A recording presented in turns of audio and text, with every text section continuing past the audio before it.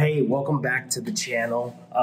Today, a little bit of a different setup. I'm obviously on vacation right now, but I took some time and met with Veronica Colon, very specific on how to pronounce her name. And we did a whole video for you specifically on dating after a divorce. And so it's an incredible conversation with lots of great tips that are going to genuinely help you if you actually apply them, if you've been through a divorce and you're looking to start dating again. And so check this out. Drop some love down in the comments for Veronica. Go ahead and give her a nice follow. And I hope that it blesses you. Check out this view, by the way. How beautiful. I wish Texas had palm trees. Let's talk dating after divorce, okay? First of all, thank you so much for joining me. Guys, anybody, if you don't know who Veronica is, I'm going to plug her IG stuff. She wrote a book. She's going to tell us probably a little bit about that book here in a little bit. But she is a life coach that specializes with helping you get to your dreams and goals after a divorce, which is pretty awesome.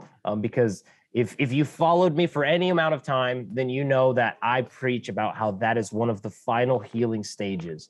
And that is designing a life that is just so incredible that it makes your past life just makes it look that fun, right? It makes this just look so much better. And that's one of the things that I've specifically done with my life.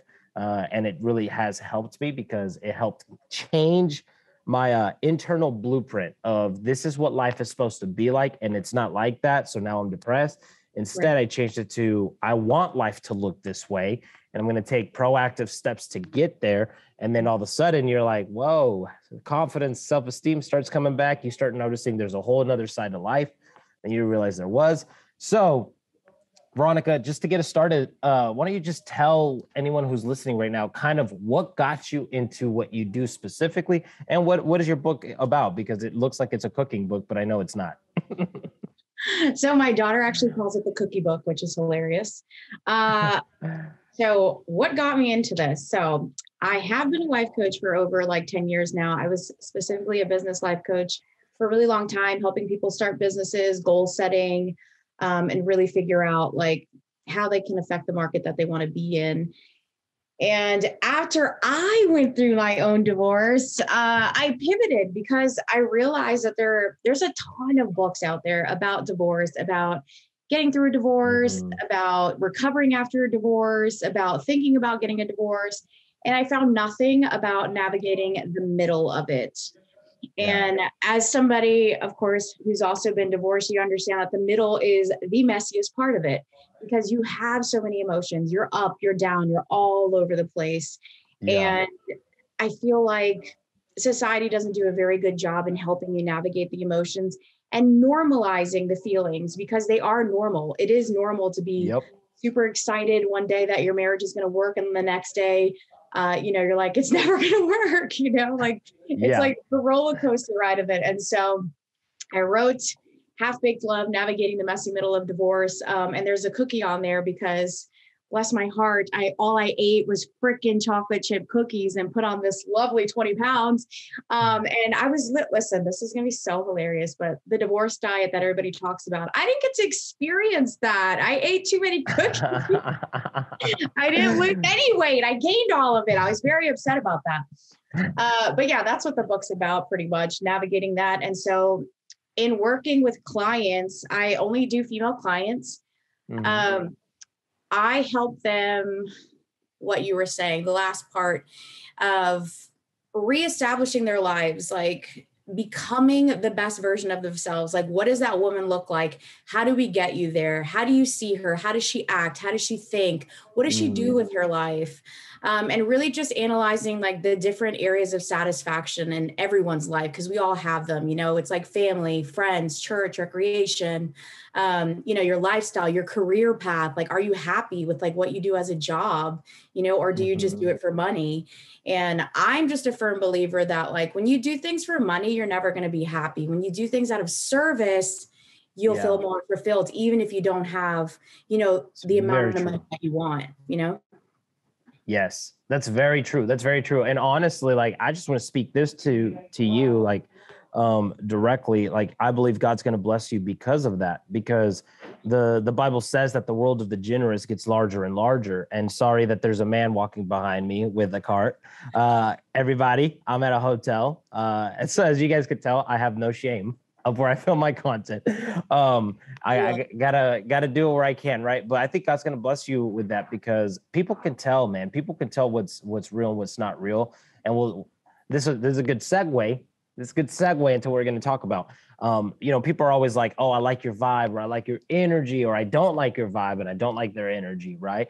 And that's because people can tell when you're being authentic, and people can tell when you're actually trying to use them. Right. Like it comes off. To me, I say it's like discerning of spirits, because I am a Christian. I am more spiritual. I am not energetic, I guess you could say. I'm not all about the energies. I connect straight to the source, which is the creator of the energies, right? And so I'm like, I think it's spirits. It's like, people can sense that you have a genuine spirit, that you have a selfless spirit, they have a compassionate spirit. And so in the world of dating, what was your experience like whenever you started dating again after divorce? And what are some tips that you can give somebody for if they do identify somebody who, like, they're not really quote unquote vibing with, for lack of better words, and so that people in this current society that use that language know what I'm talking about, right? Yeah. So how did you handle those, and what tips would you give?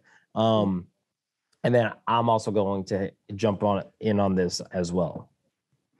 Okay. So first of all, I think everything in life is about perspective, and dating after divorce is terrifying, right? Because you have to make yourself vulnerable again. You got to open up, you got to be available to meet new people, but all of that starts here.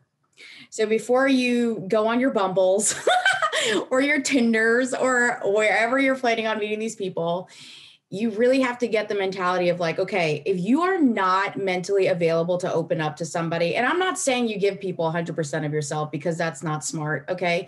But if you're not available to at least open up and have some real, like, heart-to-heart conversations, be vulnerable with somebody, you're not ready to date. So don't even waste your time yet, because you're going to hurt yourself and you're going to hurt somebody else, and you're still responsible for the pain you cause others. So don't date. When I started dating again after divorce, I will say this, the vibe thing, it's an energy thing. I think the first thing you really need to do is evaluate what you're looking for. And I think a lot of people, this is my dog. It's okay. It's okay. Genesis always interrupts my IG lives, so it's all good. So, I mean, I have to let him out because he's just going to keep barking. Go ahead. Go ahead. Go, Tarn. And don't cry. He's back in here. Crazy. Okay, sorry, guys. This is real life. At least it's not my child, right?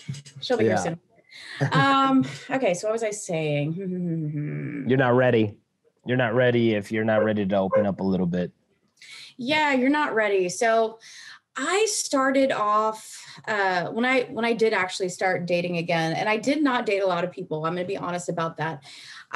It's not that I had a checklist, because I think that sets you up for disappointment too, because nobody's going to fit everything, and you also have to be open, like, what if your checklist is actually not what God has for you? It's like your version of what you want. So I didn't have a checklist. I had qualities that I was looking for that were very important to me. I honor, I have a high value for, like, just honesty. I want it brutal. I want it raw. Like, don't do nothing to me. Like, I just want it all with the honesty. And so I look for people who are honest with themselves, because self-awareness is something you can't teach people. You really can't. It's like you have it or you don't, you develop it or you don't. And so I need somebody who's self-aware, because, like, I'm an extremely self-aware person. After years I've done therapy, I've done counseling, I've done all the things for years. And of course, my degree's in psychology with a concentration in life coaching, and it's family and divorce counseling, which is hilarious. This is my actual life. But Yeah, don't look for the checklist. Don't look for the Mhm. checklist. Identify qualities that are important to you, that are really high value to you, and look for those Mhm. people. And the other thing is, which I think you said this in one of your videos, but it's the law of attraction. Like you attract exactly what you are in the moment. So if you're not healed, if you have a Yeah. lot of like issues going on, you're attracting the same kind of wounds, back to you because that's the Yeah. connection. So instead of establishing connections that are like genuinely like more based on like moving forward with your life, you're attracting the same kind of wound, which is going to keep you stuck. So you got to be careful Yes. with that because you can stay stuck. You may think, oh my God, but we get along so well. And like, like we resonate so deeply. And it's like, yeah, because you're sharing the same wound. No one's Yeah. healing here. But Yes. anyways, that's one of them. What else? Yeah. No, that's really good. I want to hit on that real quick because a couple things. So like the checklist, I want to be very clear, everybody. She's still talking about designing a person and going after a person and focusing after attributes. She's just not doing it in a way that most people do it, which is like he's got to be 6 foot tall, he's got to be Right. blonde hair, blue eyes. Like, no, she's checklisting qualities, things that she wants to see.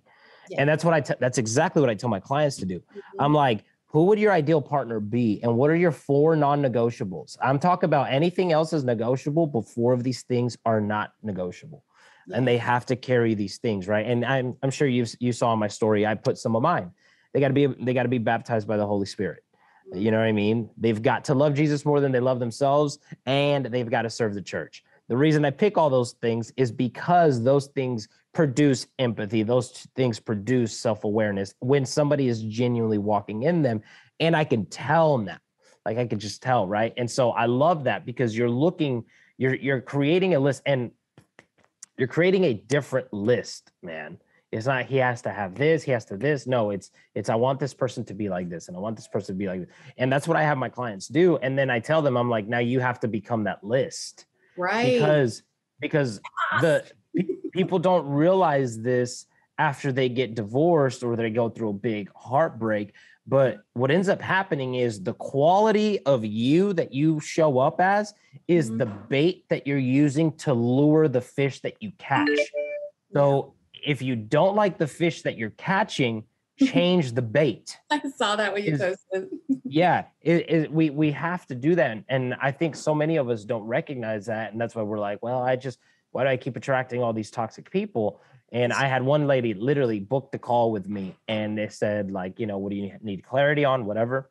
And she said, why do I keep attracting toxic relationships? And she left signing up to work with me because she realized, oh, wow, I'm the common denominator. There's things that I need to work through that have been bringing those types of people in and keeping them there. And now completely different place, right?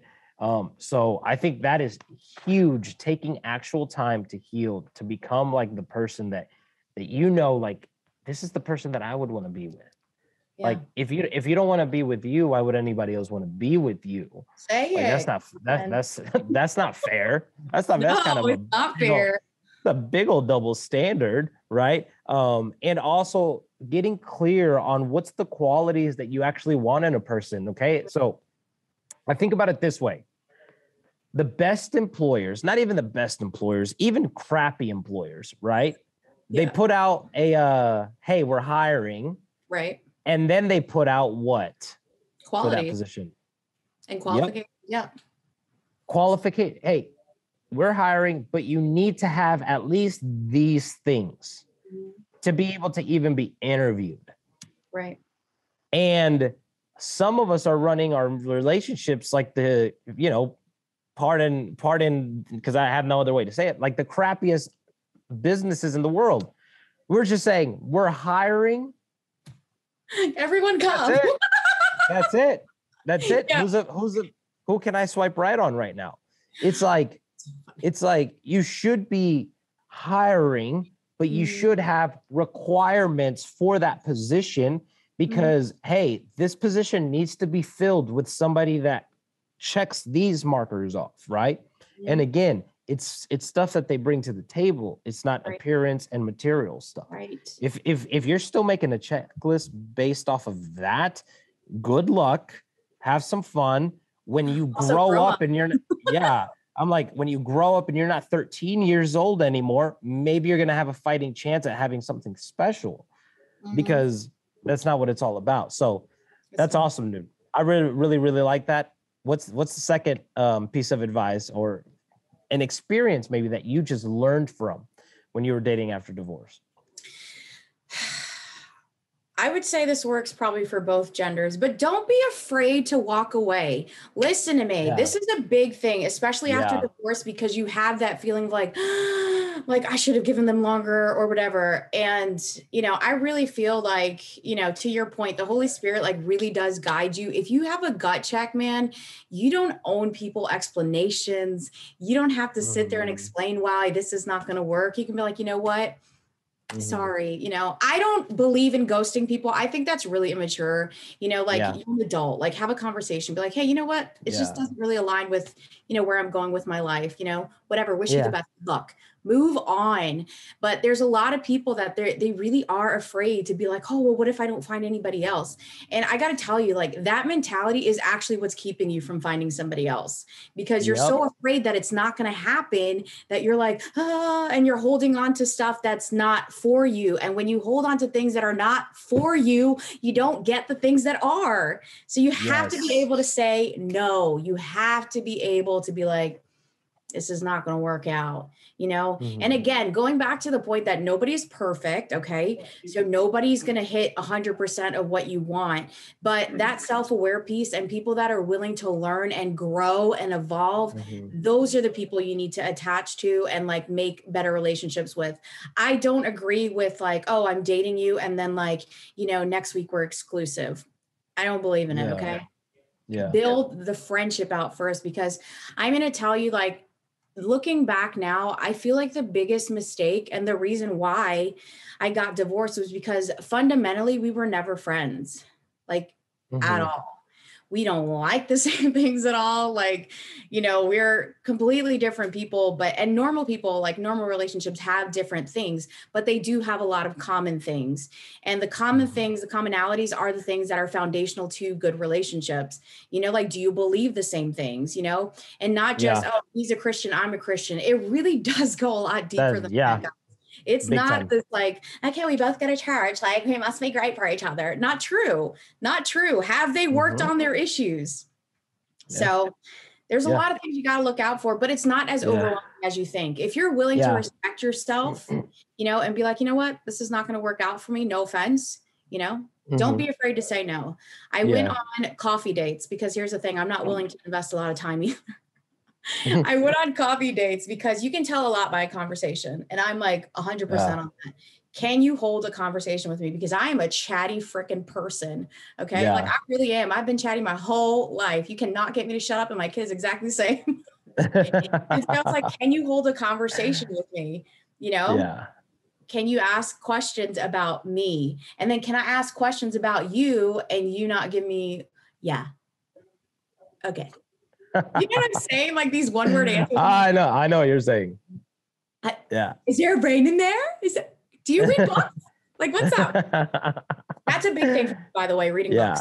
You have to be, your readers are leaders. And I really believe that. Even if you don't, you don't have to do what you're doing or what I'm doing. It's just like, do you read books? Like, how do you open your mind? How do you experience life outside of your own little bubble? So don't be afraid to say no to people. I have a quote that kind of goes against that. It pushes back a little bit. Yeah. So, and it's by me. So I don't know how much weight it carries, right? That's what I'm saying. I don't know how much weight it carries, but it's my quote. And it's readers are only leaders if they do what the book says, because knowledge is potential power. Execution is actual power, which is true. It's true. There's a lot of people that read and they don't do jack squat about what's in that book. I used to be the same way with the Bible, and my life never transformed because I read that Bible. I thought that by reading it, it was going to change my life. It gave me faith because faith comes by hearing and hearing of the word of God, but transformation came by application. And it's the same thing with all these like self-development books, man. Like it's the same thing with our content, right? If somebody reads your content, That doesn't make them a leader unless they're applying the stuff that you say, right? I have so many people constantly in my DMs, and they're like, can you just tell me one thing that's going to like, and they literally say this. They're like, I just thought you were going to tell me one thing that would change my life. And I was like, no. I'm like, I'm telling you to go watch my content and then do what my content says. Do it. And if you do it, you'll experience freedom. Go to my YouTube channel. There's plenty of stuff in there where I'm telling you, in the support group, I get a lot more, because it's like I do more teaching in there than I do inspiration, right? Because I'm a strategist is really what I am. I'm not a motivational speaker. I believe I bring that element, but I'm more a strategist. Like I have the perfect proven process to this point to get you healed in 90 days or less. A lot of the times 30 days, thankfully. But it's like, that doesn't come from motivation. That comes from application, right? Exactly. But I love what you're saying, because something that I teach my men specifically is that they need to be asking questions and let the woman talk 80% of the time. Because first of all, it makes you learn how to be interested in someone. Like if I'm not talking, then I need to be listening. And the best communicators know how to listen. Yeah. That's how when people tell me like, hey man, can you teach me how to like talk? Can you teach me how to be a good communicator? I'm like, learn how to listen. Learn how to listen, because now you know what to hit on. If I'm like in front of a crowd, right? This is back when I would like preach. If I was doing youth ministry and we had like 300 and something students, right, that we're leading. And I didn't listen to the conversations that were constantly going on. I could preach a message that was irrelevant to them. Right. Which made me not a good communicator. But if I was listening, I could speak something that was directly to all their hearts, because there's always a theme that's happening. Right. And so I teach my men that, which would be awesome because they ask questions. And then I always say, I'm like, and then give them a little bit of something that you relate to that is from yourself, so that it shows them like, oh, wow, he's listening and he's relatable. I was like, and then ask another question. I was like, bro, I'm telling you, your dates will be the easiest dates in the world. You talked 20% of the time. You got to know so much about her, and she left. I'm like, and then she left that date wondering about you because, wow, like, man, I just felt so good talking to him. But what about him? I wonder what and then I'm like, and now this is one thing that's very, very true. And I'm sure you'll agree. Women don't fall in love in person. Y'all don't fall in love face to face. You fall in love when you're stuck thinking and wondering about the man. When you're making the Disney movie in your head. Yes. So that's what I tell the men. I'm like, let her do the work for you. Let her fall in love for you. You show up as actually you. So if you're actually listening 80% of the time and asking questions 20% of the time and talking, that means you're actually interested in this human. It's not a game. It's not a game. It's actually showing up interested in that person and giving her the room to open herself up, because it's proven. Y'all talk way more than men do. It's proven. I mean, you talk a lot. I do talk a lot. I feel like I'm like the difference maker who's like changing the needle. The difference maker, I'm dead. Yeah. Because I do talk a lot, but like, it's like proven how many words women say compared to how many words men say. Yeah. And I'm like, but that just shows you, man, like you don't have to say a lot to like, you know, win her heart over, because communication isn't key in relationships. And that's something that I realized in dating after divorce and in my marriage, right? Communication isn't key. I think that is a half truth, a half-baked truth that we're all buying into. It's not communication. It's communication plus another C called consideration. If that other person cannot listen to you and cannot consider what the heck is coming out of your mouth, you can communicate all you want, baby. It's not going to change anything. You know what? You are 100% correct about that. Because that was something that I touched on in my book. I didn't say, well, the way you said it was really nice, but to your point, I said, yeah, you can communicate in circles. You can communicate over and over and over until you are blue in your face. But if that person does not understand you, if they don't understand what you're saying, if they, like you said, they can't have the consideration, then you're right. It's absolutely never going to work. That was one of the biggest issues of my marriage, was that I am an over communicator. Like, I'm like, if I'm sad one day, like I can give you like 15 reasons why I'm sad. Like I know, you know what I mean? Like I know what's going on, but again, like if people are just dead set against like not understanding where you're coming from, because there's wounds, people have wounds, and that sometimes affects the way they hear you, the way they see you. And that does create that communication barrier. And so, you're absolutely right. Communicating, like just expressing feelings is never the point. The point in effective communication is for an understanding to come out on both sides, and then deepening the relationship, right? Deepening the intimacy of the relationship. But if no one's understanding each other, then you're not effectively communicating. And I got to plug a book. It's not my book, but there is a book, and it's a very good book, and it's called The Art of Communication. It's called The Art of Listening. And it really helps people like understand what active listening is, because the majority of us are not active listeners. We're listening to respond. We're listening to be like, to have the rebuttal, and I got to tell you, if somebody's talking to you and you already have your response in your head, you didn't even listen, because you're planning everything up in your head. And I did that for a really long time, because I was like, right, I'm going to get back at you, And so, just listen, because guaranteed, like, if you're just like, just sit back and like absorb people's words, like you're going to realize it's not about you. There's nothing for you to get upset about. There's nothing for you to get offended about. Like, you can just hear somebody from where they're coming from and detach yourself from your emotional response and how you're wanting to come back at them. But communication is really freaking hard. And I think they need to teach it in school. They really need to have classes on like active, like communication and active listening, and not listening to reply. Yes, that is so true, because nobody teaches it. Nobody teaches it. And it's what you said is like, I mean, you hit the nail right on the head. Everybody is listening to respond constantly. They're not like, instead listen to like dig, like what more information can I get from this person? Like, I want to know more. Not just like, man, I feel this way. It's like, well, why do you feel that way? Well, when you did this, well, what did that say to you?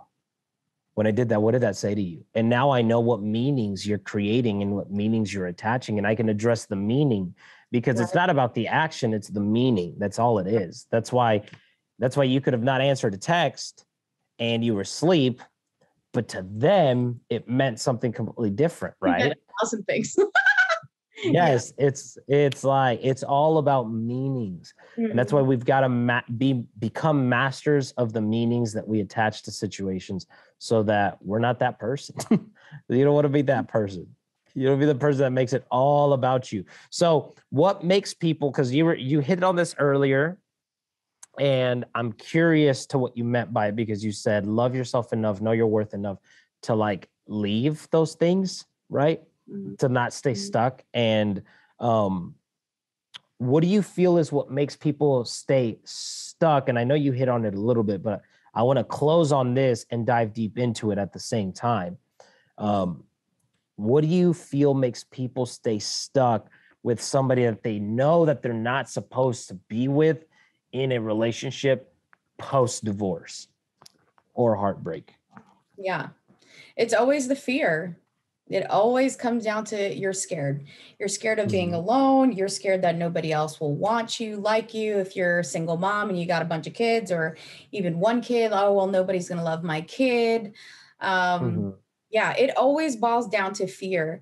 And fear, the church acronyms, false evidence appearing real, like, it's like fear is all in your head. Like, there's healthy fear. There really is healthy fears that we all need to have. Like, if you're at the edge of a cliff, that's a healthy fear, that you feel like you're going to fall off. Yeah, you probably are. You're at the edge, move back, healthy fear. It's telling you something, right?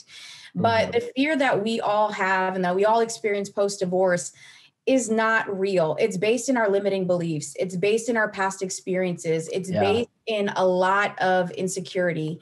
And I don't know anybody who gets a divorce and is automatically the most secure person on earth. It's not a thing. You know, you really have to work on it. You have to build yourself back up on the inside.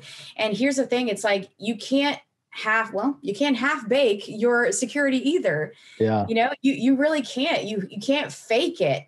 You have to really do the work and identify, like, why did this happen? Why am I insecure? What are the things that are holding me back? And what are the limiting beliefs that I've told myself? And if you don't know what a limiting belief is, this is the perfect example right here.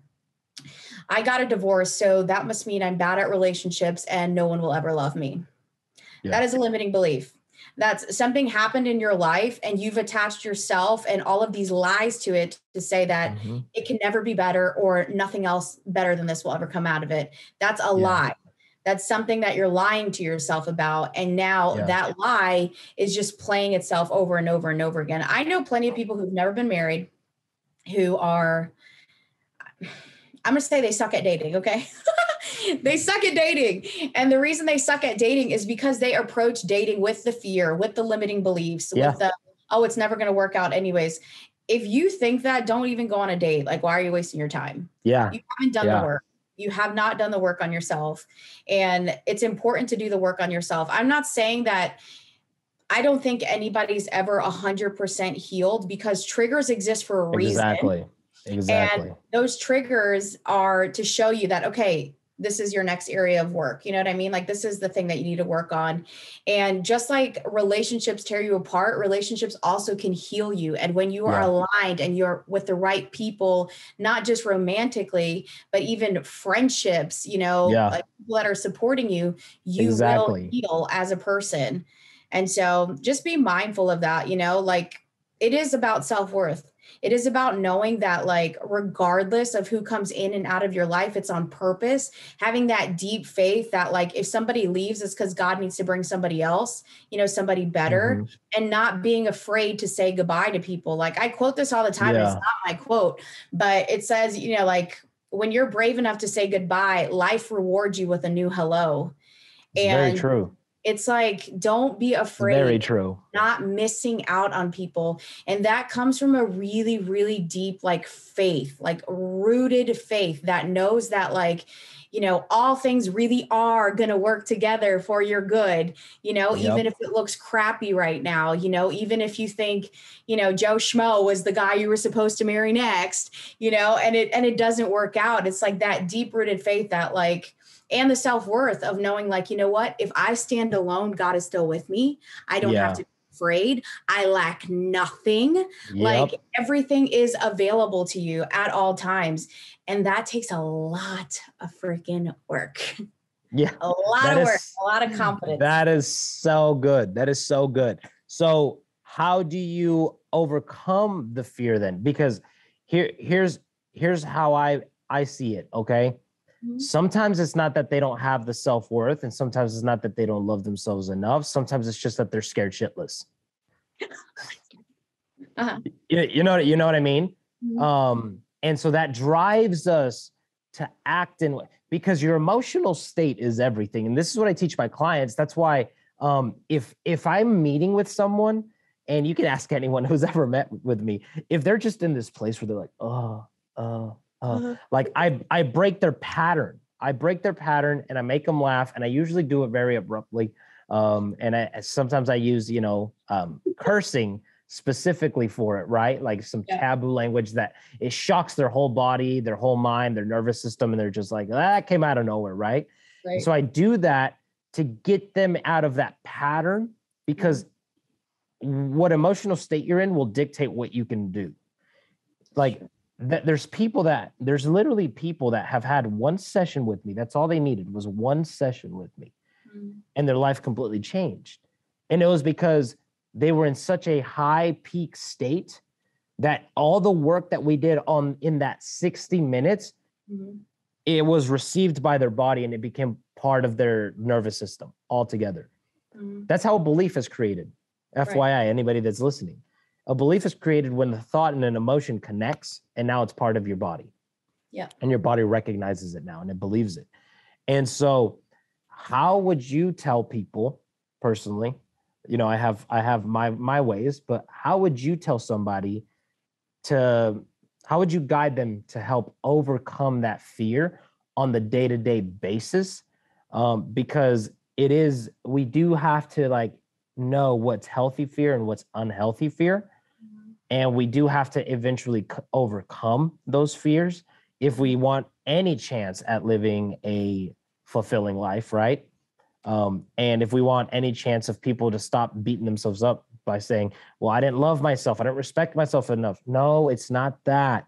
If you were in a different emotional like space, you would have made a different decision that would have reflected self-worth and self-value. That's true. Yeah. So really you were just scared, right? So how would you help somebody overcome that fear? I think the only way to get over fear is to do it. Mm-hmm. You gotta put yourself in the arena. And it applies to every area of your life. It's not just dating. Like there are things that we are all afraid to do. And like the book, I was terrified to release the book. Like, honestly, like this is no word of a lie. I cried for 2 I believe you. straight. Like it was done already. All the money had been spent. It was just like ready to go. And I'm sitting there bawling my butt off for 2 weeks because I was terrified.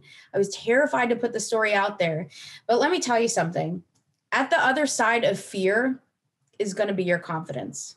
Yep. You have got to learn how to keep putting yourself in the arena, because even if you fail, which I don't really believe you fail, because you're learning, that's how humans learn, is through the failure experience. Yes. And so you need to just keep putting yourself out there. And I'm not, again, back to what we said in the beginning, you need to qualify people for your life. Yes. I'm not saying, just anyone. Yeah, no, we're not doing that, guys. We're too old. Okay. We're too old for that. But you got to qualify people for your life. You got to know what you're looking for and then decide, is this worth it? Is this person worth it? And realize that your fear is going to come across to them too. And you have to work on that. That's you own that. That's all you. And a lot of times when you're fearful, you project that on other people. And if you're not aware that that's you, you're blaming it on them. And then you're telling them like, oh, well, this, and this. And really it's you. It's like you're looking in the mirror and now you're telling them it's them, Yeah. So you got to be careful. But I would definitely say the only way to get over fear is really like put yourself in the arena. Just put yourself in the game. Yeah.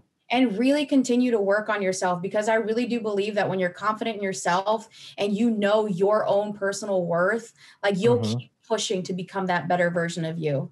A lot of people give up because they're so scared, and the fear is really what stops them all the time from doing anything. And in my 20s, I will tell you that was my number one biggest issue, was my fear. It was my fear. I didn't sign record contracts because of my fear. I didn't do, X, Y, and Z because of fear. Everything was like, oh, I'm scared. But what was I so afraid of? And that's what I ask myself when I'm really scared of something. I'm like, what am I so afraid of? Because if you can identify what it is that you're scared of, it becomes less of a big deal. It's bigger in here than it is out here. Absolutely. So like identify, why am I scared? If you are physically scared of going out on a date, like you fear your physical safety, like you need a therapy for that. Okay. I'm going to be real with you. Yeah. Okay. If something happened, like you were raped or, something crazy like that happened to you, then get a therapist, because that's real. That's not a fake fear. Okay. You're not making that up. That's a traumatic life experience. And so you can also overcome that. You can. You need the proper tools, you need your tool belt stacked. You got to know how to keep yourself safe, so that's different. But all in all, like identify what you're afraid of, like my thing starting dating again was, okay, well, I'm afraid somebody's going to cheat on me again. That was my thing. I was like, I'm afraid somebody's going to cheat on me, or I'm afraid, it's not going to work out and I'm going to waste time or whatever. But there's a line in my book, which is so good. I'm going to say this because it really is. It hit me after I wrote it. I was like, damn, I wrote that. That's crazy. Okay. But it says that love is never wasted. Yeah. Love is true. Never wasted. It's very true. And like, if it doesn't work out, that's okay. If your relationship doesn't work out, that's okay. It is not the end of the world.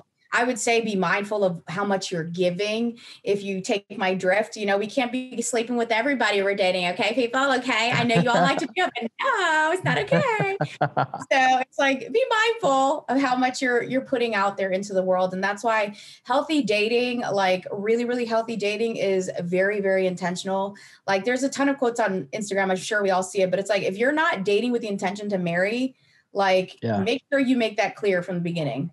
So if you just want a little hot pepper on the side, like just be clear with your intentions, guys.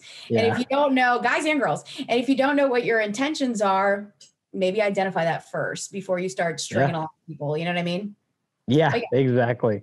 That's really, really good. That's really good. Because it's so true. Like, I mean, fear is the number one thing. And I like how you said it. You got to put yourself into the arena. And I want you, anyone who's listening to this right now, I want you to know that doesn't have to necessarily be the arena of dating. It could just be the arena of overcoming fear. And just doing it on little levels, because confidence comes from the illusion of control, is all it is.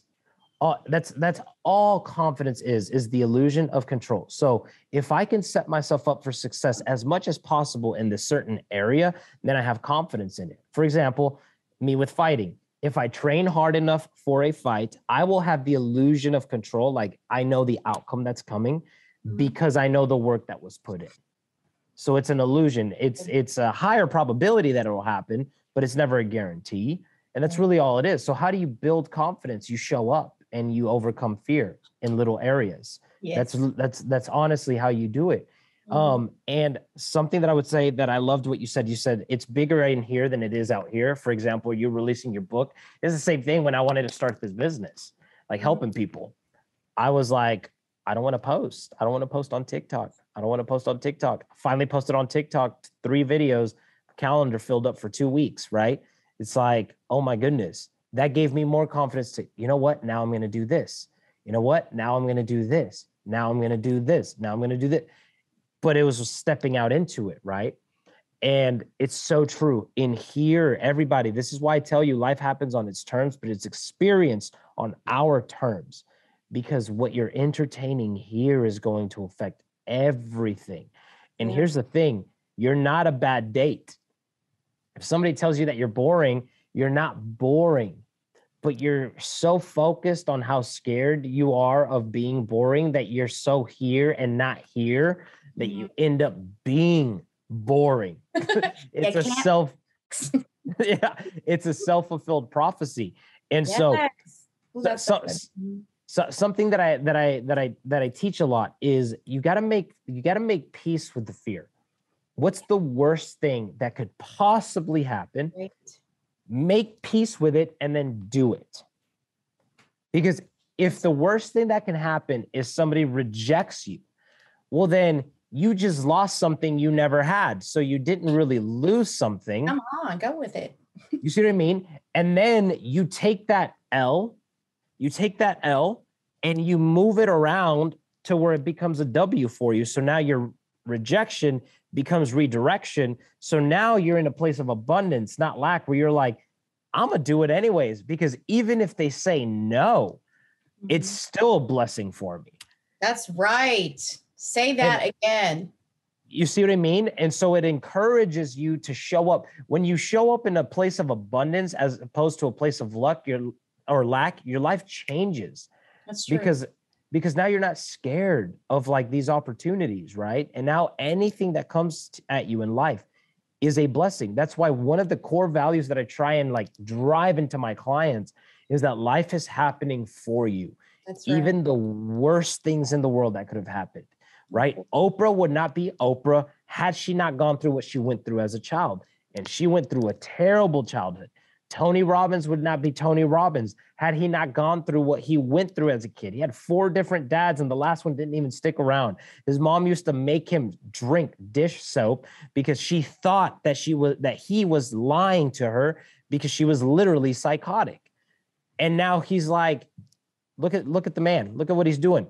I would not be doing what I'm doing right now had I not gone through insane pain in my life and insane struggle. So everything that you go through is a blessing. My child. And oh, nice. Awesome. But I love that. Like, we've got to learn, think about what's the worst possible outcome that could happen, and then make peace with it. And after you make peace, that making peace is probably one of the hardest things for people to actually do. But I've always said, like, in acceptance lies peace. Accept it. And to your point, like, rejection, like, a lot of people say rejection is redirection, and rejection is protection. It's protection. That too. Yep. It's God protecting you from that person, you know, not saying they're the worst people ever, but it's like, you know, everybody has, I'll cut my dog now too. Everyone has, like, you know, their calling. Everybody has the thing that they are made to do on this earth, you know, and it doesn't all have to be large scales. You know, we can't all be Tony Robbins, you know what I mean? But it's like, everybody does have that sphere of influence, the people that they're going to influence in their life. And if you don't learn how to conquer your fear, conquering your fear is conquering yourself. If you don't learn how to conquer your fear, you never get to step into the other realms that are available to you. And so fear really is the thing that keeps you back all the time. Like, I was terrified, truthfully, to get a divorce. I was terrified of what it meant. You know, I was terrified of what that was going to look like to everybody else. And, you know, whatever it was, you know, we all have our things. But at the end of the day, I was just like, I got to stop being so scared about what other people think. I got to stop being so scared of, like, if this fails, it already failed. You know what I mean? But, like, what can I learn from this? What can I do with this failure? You know, and everything, you know, exactly like you said, everything in your life is really for you. It really is for you. And there's so many people that walk around with victim mentalities. And I'm telling you right now, like, I can already tell from your personality, you know, that you're not available for the victim mentality, and neither am I. I'm just like, when you're ready to, like, get over your victim, like, your victimhood, you know, we can have a real conversation. But until you get over the fact that you're not a victim, you're not going to move anywhere in your life. You're just going to be. Yeah, exactly. And that's what I help people get out of that. It was hard at first because I'm a very, like, no BS type of person. Right. And, but I was like, I can't serve people with that type of attitude. I'm like, not to the caliber that I want to serve people on. Right. Other people can. But like, I had a session with a lady, and I pretty much hit everything right on the money for her. I'm to the point where she was like, yes. She was like, I feel like you're in my head, and, like, I haven't even told you what I'm going through. And I was like, it's because I don't really need to know what you're going through to know exactly what you're experiencing. And then I asked her, I was like, so now, like, do you want to move forward with this?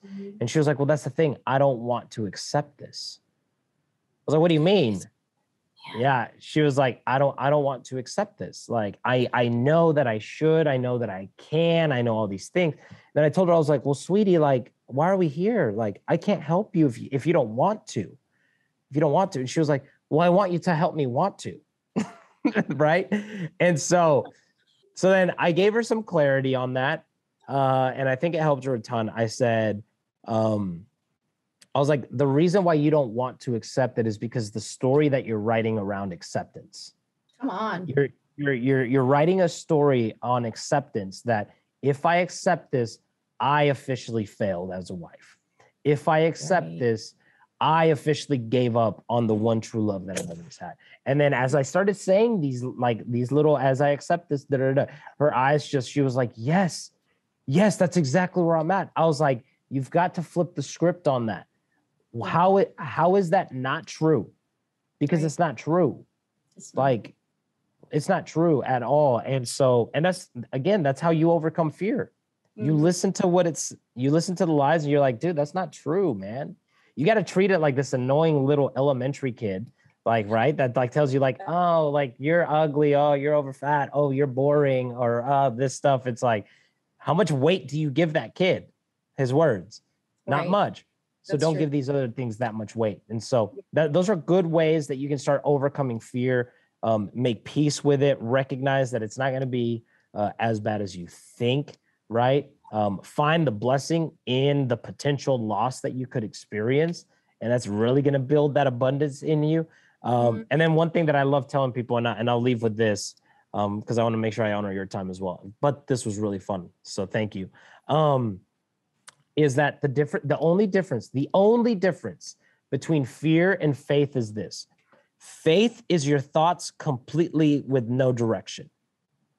They're just spiraling.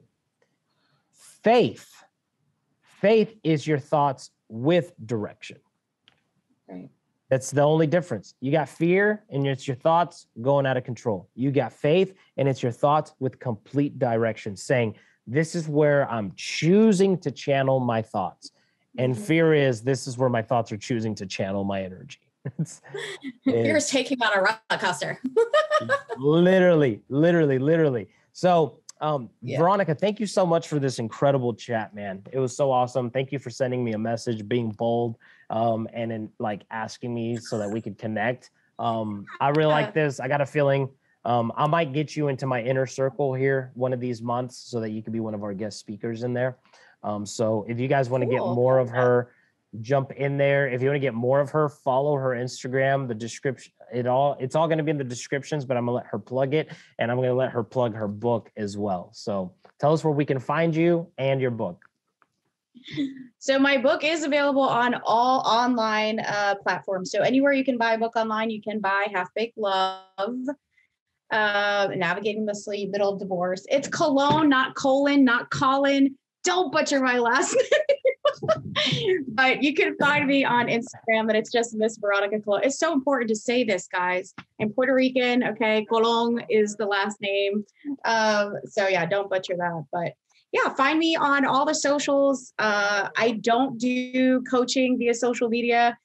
So I do have like very small client-based group because I just go full throttle with everybody. But yeah, this was super fun. And if you're thinking about getting a divorce and you're working with Frank, the book will help you, because again, like we both said, like, I'm sure you feel the same. We're both very pro marriage. Okay. So if you are struggling with your marriage, like, doesn't mean your marriage is over. Like, I will say that wholeheartedly. Like, if you have an ounce of faith in you, like, that faith can get you over a mountain. And working with people like Frank or me, or even, you know, a licensed counselor, therapist, or whatever, do the work, guys. Marriages and relationships are really hard work. And I don't believe just because you're going through a hard time, it means it's over. Fight for your marriage, okay? Unless they're abusive, then leave. But fight for your marriage. And that's pretty much it. Yes, that's really, really good. We need to do, we'll do a whole other episode, a whole nother video on feelings, okay? Because I really want to talk about feelings with dating, because this is why so many people end up with 3 baby daddies or 3 baby mamas. It's because they felt, and then what happens when that feeling changes and that person no longer makes you feel the feelings. And so I want to talk about all of that. If that's something that you'd be interested in, I would love to address that. But Veronica, I just got to say, you got a beautiful spirit to you. You got a powerful voice, for real. I can honestly see God's hand just all over your life. I'm excited to see what you continue to do and to be a part of that in any small way possible. And I'm so happy that you took something that you went through and you turned it into a massive victory, and not just victory for your own gain, but so that you can also help other people.